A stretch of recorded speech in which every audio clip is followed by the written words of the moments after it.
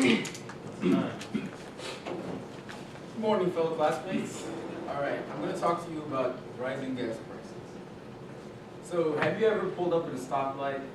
You know, you're sitting there, some nice car pulls up next to you. You know, you look at it and you're like, yeah, what's up? And then, right when the light turns green, they just go, and then you're left in the dust. And then the first thing that you think of is, man, like I must pay so much gas.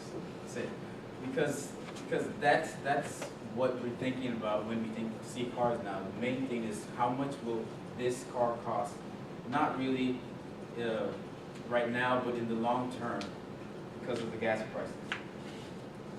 First, we're going to talk about the uses of gas, the reason why gas prices are high, and what can help to bring gas prices down. First of all, the use of gas is for cars, boats, bikes. I put boats twice. Okay, and more. An example I have is like a lawnmower. Imagine if everybody used lawnmower on Saturday every day and used gas on it, and imagine how much gas they would have to use as a whole. Everybody in the United States. That's a lot just for lawnmowers. And think everybody goes out every single day in their car and buys gas and drives around and uses gas. The reasons the prices are high, sorry guys, not this time, it's not the president's fault. I know it might be one reason not to vote for him this upcoming thing, but this one is not his fault. The reason why prices are so high is because the prices are based on the global market. So if the price is a certain price on the global market, the oil companies have to go by that price. And then they vary it a little bit as we see. And also it's the supply and demand. So if we demand gas more and there's little supply, it will cost more. Even if there's a lot of supply, it will cost more than if we didn't depend on gas as much.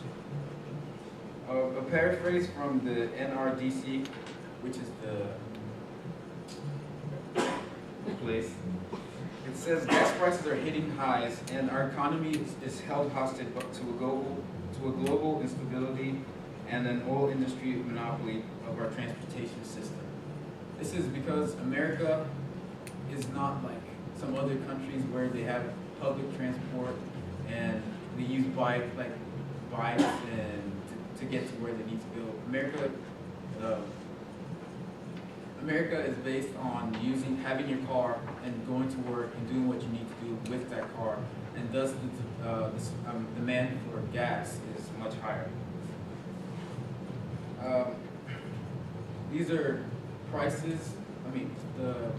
Some of the highest prices I could find. And in the north, in Chicago, it was $4.79. And in Montana, it was $4.11. And in Texas, it was $4.25.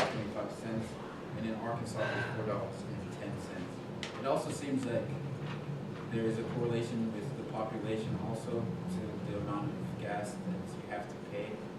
That's why when you search for gas here, if you go to areas where people aren't as bountiful, then you'll probably find cheaper gas prices than if you were to go to the middle of Kingwood and look for gas. It says the average U.S. household